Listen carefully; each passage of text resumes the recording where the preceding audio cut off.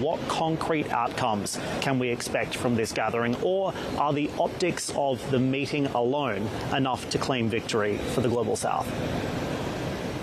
I do believe, first of all, that the increasing interest expressed by several countries to join BRICS mean and it proves that BRICS itself is more than an acronym alone.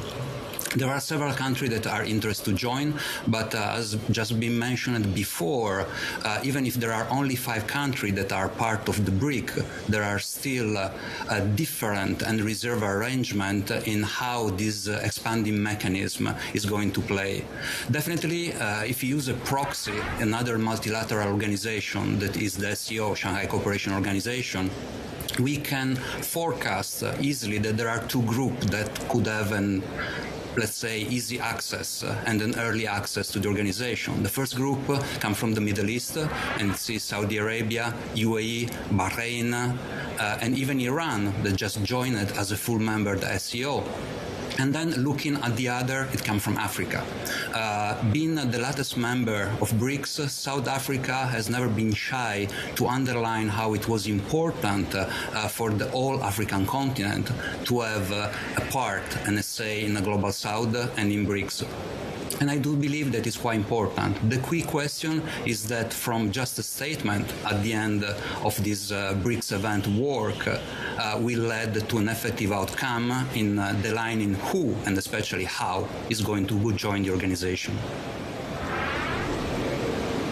Indeed, and when exactly those new countries might actually join. But Alessandro, to another point here, the narrative coming into this BRICS summit has been one of contention, particularly from Western leaders who see this gathering as a move against the West. What's your view? In this respect, I think the speech delivered by the South African president just the day before the beginning of BRICS, it quite exemplified the fact that the countries that are part of the BRICS, like South Africa or even Brazil, and the countries that are interested to join the group, don't want to be forced to make a choice between global power. Of course, there is a question of alignment and different interests. Even as mentioned before, there are only 5 countries at the moment in BRICS. There are different views on how the group have to proceed, and definitely countries like South Africa or Brazil fear that an expanding membership in the group is going to dilute their presence, while undoubtedly for China and for Russia is important to have a bigger group and a bigger say. For Russia, it's straightforward. Is to break the impasse and isolation since the sanctions start to hit after the invasion of Ukraine.